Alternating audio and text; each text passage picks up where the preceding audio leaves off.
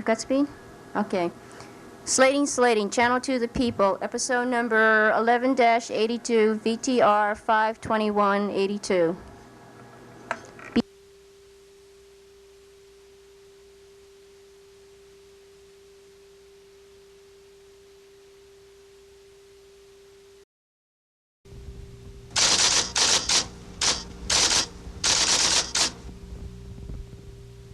We'll call him Tim. He used to make a lucrative living stealing as many as 500 cars in 1 year. If I was told to go get the car, I'd make $100 right off the back for just going to get it. Right? If I take the motor out of it, that's another $200. But then if I take the motor out on myself and sell it the car on myself, I would make something like $1,000 on the car. Hello, I'm Fred Noriega. Every 5 minutes, a car is stolen in New York City. Over 100,000 last year. In the past, if a person's car was stolen, the chances were good he'd get it back. But that's not true anymore. These days, the stolen car more likely is gone forever. That's because more and more cars are ending up at chop shops, where it's broken down into parts and sold on the black market. Auto theft and chop shops are big business now, and it's costing American consumers more than $4 billion a year. Meet Shorty. He knows a lot about chop shops. He used to run one. It was good money at the time. So how could you refuse? If somebody comes up to you and offer you, well, I'm going to give you $2,000 to bring me a Mercedes or a Cadillac, whatever, you're not going to turn the offer down. The chop shop was a simple operation, and the customer was often an unwitting victim. If he needs a nose for that car, then I talk to my friend, and my friend will go out and get one. Now, he got his share out of that. That's cash money. Then after that, I'll do the rest. I'll take the parts off, put on to the other car, and I'll get my money, and everything is clean. I'm Marie Torre. Automobile possession in New York City continues to be a test of endurance between one's love for the car and the forces that mitigate against enjoyment of the vehicle. The auto thief is one of the big joy killers. Later in this program, the controversies that attend the stealing and stripping of cars, spoken by involved persons who go on the record with candid views. Fred? On this edition of Channel 2 The People, we'll go inside the auto crime business.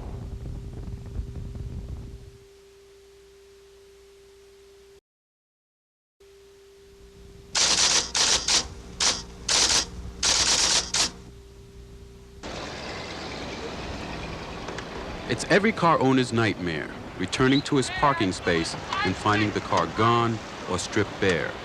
Low risk and high profits have turned car theft into one of this country's biggest growth industries, and New York ranks third highest in the nation for this crime.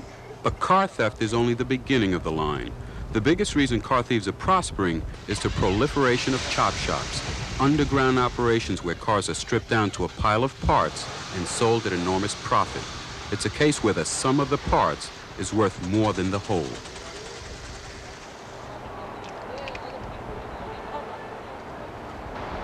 They call him Shorty. His story is typical of others in the auto black market. He was running a legitimate auto body shop in the South Bronx when he switched to a chop shop operation. There was money involved, and it was good money at the time. So how could you refuse? If somebody comes up to you and offer you, well, I'm going to give you $2,000 to bring me a Mercedes or a Cadillac, whatever, you're not going to turn the offer down. A chop shop operator can often steal a car and supply a part in a single day at 1/3 the retail price. It's a simple operation. A customer walks into what he thinks is a legitimate body shop. If he needs a nose for that car, then I talk to my friend, and my friend will go out and get one. Now, he got his share out of that. That's cash money. Then after that, I'll do the rest. I'll take the parts off, put on to the other car, and I'll get my money, and everything is clean. It's a steal-to-order racket, and Tim used to take those orders.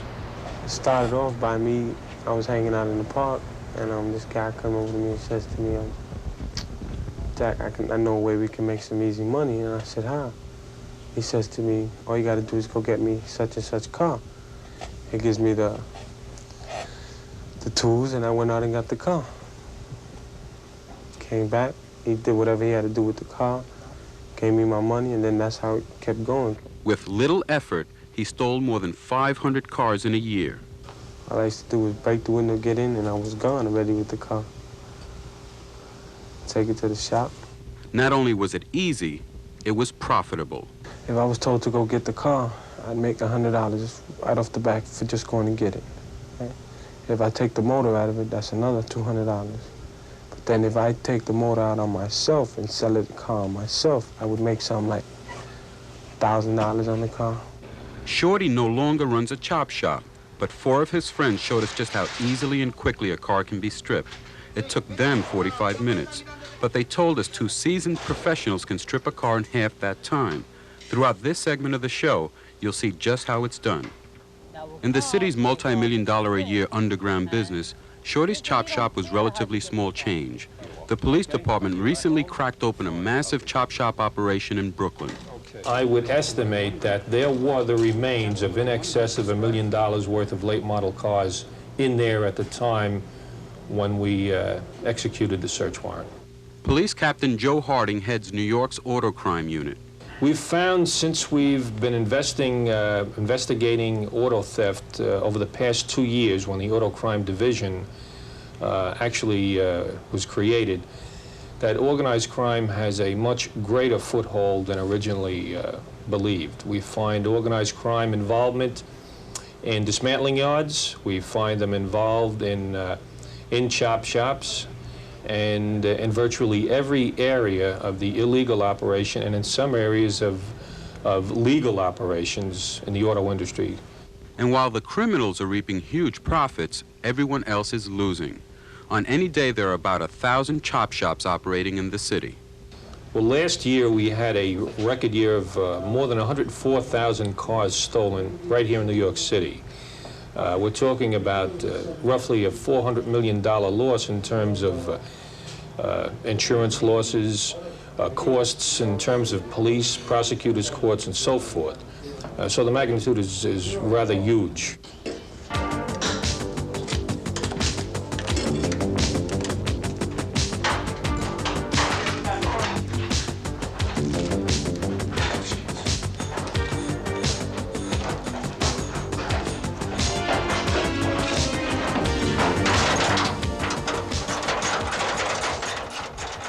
What makes a car easy to break into? The side windows, the little side windows. Stick a screwdriver in it and pop the window, and you're inside the car. Or with a screwdriver, a hanger, stick it through the side of the window, and pull up the button. There are also specialized tools of the trade, like the dent pulley. That's something that fits in the ignition, and it pops the ignition right out. Then what do you do? Stick the screwdriver in it and drive off. And the car thief is nothing if not persistent. Even if the car has a cutter switch or alarm system, whatever, there's always a tow truck. If the price is right, you always wind up getting a tow truck that will pick up the car and deliver it. But the police department has its methods too. Here, Captain Harding teaches some of them to police trainees. Then you can come down to actual VIN plates, which are duplicated, forged, and changed in one way or another. This one here is a small piece of aluminum foil, actually a pie plate, that was placed on top of a regular Cadillac VIN. Placed over it. It's a little bit beat up now because it's been taken off a car in the course of an arrest. But this got the individual by for some time and even enabled him to sell the car as a legitimate car. The lure of high profits and low stakes spurs on the criminals. In 1980, the chances of going to jail were 1 in 1,200. The most that could happen is you go to court, you see the judge, next day you're out. That's it. You don't do time or anything. That's why a lot of people that I know, they take the chance because, you know, if they do get caught, what's going to happen? They just go to court and that's it. Next day they're out.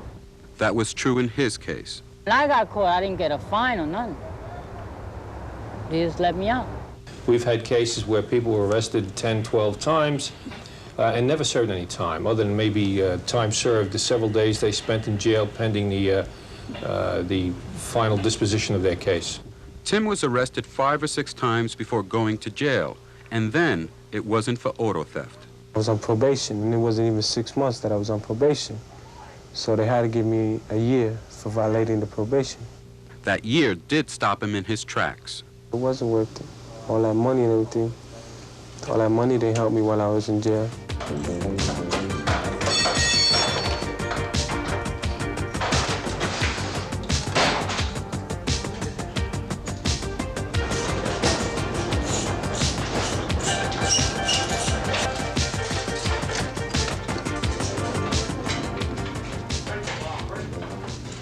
Harding points out that stronger prosecutions are only part of the solution. Vehicle identification numbers, now required on engines, transmissions, and windshields, should also be mandatory on other major parts. The thieves know, the chop shop operators know, that if they have these parts in their locations and they're not identifiable, there's nothing we can do. Even if we're in there on a search warrant legitimately, we can't do a darn thing about it. If we've taken them, arrested them for other crimes at the same time, we may very often have to leave, as I said, $100,000 worth of parts behind that we know are stolen. Meanwhile, is there anything a car owner can do to protect his car? If they could make something that these guys can pull it, you know, pull the switch out and start it up, probably, yeah. But again, there's sometimes they could just tow it away with a tow truck. I mean, the only way if you're gonna have your car changed to a pole or something. No matter what kind of lock they put on it, it'll always be popped. My personal opinion is that by all means, put an anti-theft device on the car. Make it more difficult for the thief. Try to slow him down. The idea is to slow him down on one hand and to put some question in his mind as to the likelihood of his being able to get away with it on the other hand.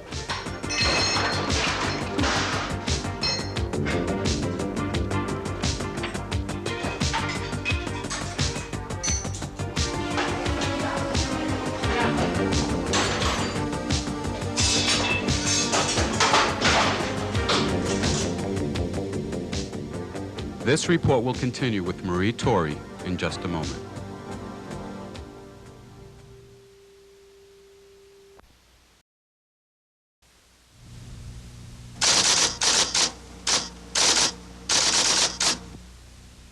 When the automobile was invented late in the 19th century, it was love at first sight for Americans.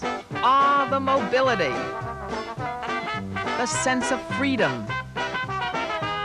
Politicians talked about a chicken in every pot and a car in every garage. Today, almost a century after the invention of the automobile, the love affair is still on, in spite of staggering obstacles, traffic jams, high cost, and I had one car stolen from 2 blocks up the street here, which disappeared overnight. I had a second car which was parked right in this spot here where I saw the gentleman get into the car. He pulled a gun on me and drove my car away.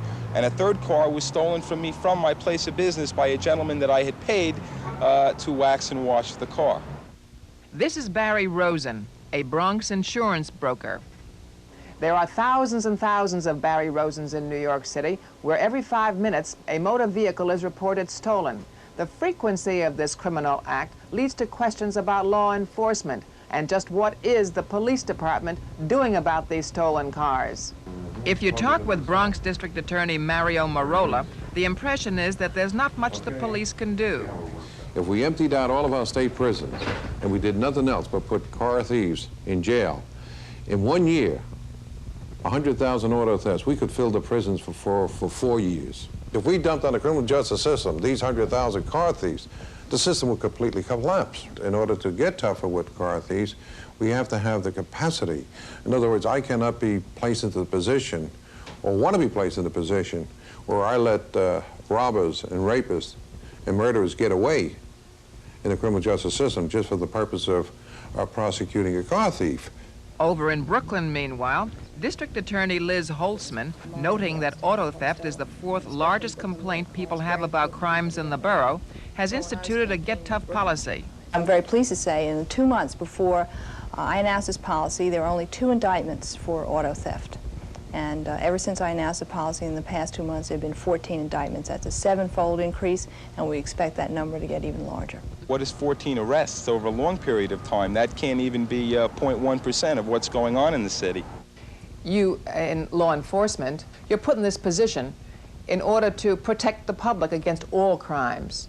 Something is wrong here. We're not being protected. That is absolutely correct. We are not protecting the public against all crimes because of lack of facilities, because of lack of resources, a whole variety of reasons. We don't have the capacity or the ability to deal with each and every crime that occurs in the city of New York, not only auto thefts, a whole variety of other crimes. We have something like 100,000 felonies a year committed out in the streets of New York. We only deal with something like 22,000. I'm talking about last year's figures. You have something like 250,000 arrests a year made in the city of New York of all types of crime. We don't have the capacity or the ability to deal with all of those arrests. Mario Marola has to do what he thinks is appropriate in his borough. What I'm saying is that in this borough, auto theft is a very serious problem. We also have many of the chop shops that are located in the city of New York are located in Brooklyn. We can't ignore this problem, and I believe we can successfully upgrade the prosecutions in many cases. If we can deal effectively with the chop shops, we can make some inroads on the particular problem. And I think that if we address the problem, we can do something about it. We're all in total agreement that that is at the heart of the problem. I wonder what type of situation the city is in if things like this, crimes to property, which can be in excess of $10,000, $11,000, or $12,000, if nothing is going to happen. If people know they can do it with impunity, that's not saying much. There's another disturbing aspect to the lack of prosecution in auto theft cases. When you do not prosecute a crime that's as pervasive as this in a serious way, you're sending a very bad signal to those people who want to engage in crime. You're saying to them, crime pays. And what happens, too, is that I think young people start off in the crime of auto theft, and then they graduate. This is a training school for more serious crimes, and I think we have to send a message out to young people at an early stage that crime doesn't pay and there will be a punishment. We keep talking tough about crime, and at the same time as we talk tough about crime, we have a state budget last year that only had something like 2.7 of the entire budget last year for the criminal justice system. You're talking about this year, as I sit here and talk to you, where they've cut out monies for prosecutors, for legal aid, for victim services. You have to put your money where your mouth is. If you want us to prosecute all of these car thieves, we have the ability. We have the professional people to do the job, but you have to provide the courts, you have to provide the prisons, you have to provide the judges, and it can be done. How do you feel about the auto manufacturers? Do you feel that they can do more to make these cars theft-proof? The gentleman that stole the car from the parking spot here took about 45 seconds to steal it from entry into the vehicle. I think that something can be done so that there's at least a little bit more of a challenge. If somebody can steal a car in 45 seconds, certainly there's nothing anybody can do to stop them. If you bought a Cadillac and you wanted to shell out an additional $179 for an anti-theft feature, this is what would happen if someone broke into your car. Sounds good, but not even the auto safety director at General Motors, David Martin, will guarantee this device against auto theft. Well, we've been, for years, dating back to the 1950s, putting different anti-theft features on cars, making a succession of changes that would discourage car theft. They've been principally effective against the casual thief or the joyrider thief. Not so effective against the professional thief who can develop the skills and the tools to circumvent the features that we put on the cars. Is it possible to build a car today that just cannot be stolen or stripped? No. Any more than you can make a bank vault that can't be opened. And for your mass producing, if you can imagine trying to mass produce bank vaults that couldn't be cracked, sending out instructions to thousands and thousands of service people who would service those doors. Service instructions can be a roadmap to the thief. It can help the thief and determine how he wants to steal a vehicle. Why would any auto manufacturer want to come up with anti-theft equipment. I mean, the more cars are stolen, the more business you do. Well, customer satisfaction is very important to us, and I don't think I have to emphasize that today. Customer satisfaction is an exceedingly important challenge, and we obviously want to make our cars a desirable purchase. So if auto manufacturers can't protect us from the professional thief, and our justice system can't keep the thugs away from our cars, where does that leave us?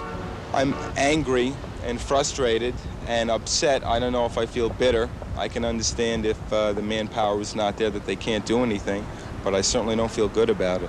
Some of Rosen's unhappiness is induced by what's happened to his auto insurance since 3 of his cars were stolen. It's made it impossible for me to get insurance, and it's a sad situation because I'm a broker and I can't help myself. I've been put into the assigned risk, and I'm being forced now to pay premiums in excess of 300% to 400% of what I had been paying, although I'm not guilty of any crime and I'm not culpable in any way. I'm simply a victim. Insurance rates have skyrocketed, and they're going to continue to go higher and higher as the prices of the vehicles escalate and as these occurrences escalate.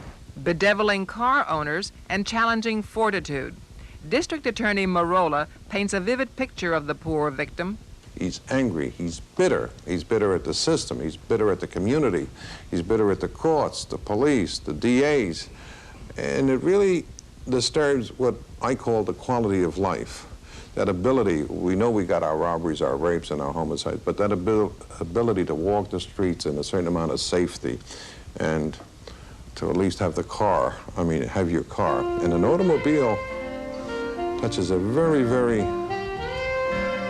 vital nerve in an individual when it's stolen. He gets absolutely like he lost his mistress.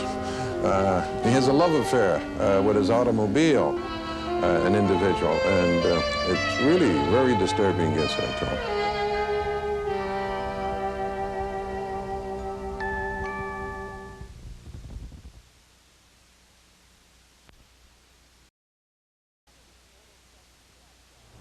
The problem of auto theft in chop shops is one of national scope and importance.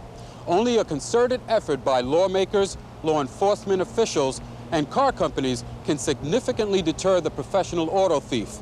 As long as auto crime continues, it will only drain our tax dollars and disrupt the lives of millions of Americans. Much as the Brooklyn District Attorney talks about a get-tough policy, and the Bronx DA talks about a plan to send car thieves to work camps instead of jail, one thing is certain. It'll be business as usual among the felons as long as they continue to face a pair of irresistible incentives: low risk and high pay. Fred? For Marie Torre, I'm Fred Noriega. Thanks for joining us. We'll see you next week with a new edition of Channel to the People.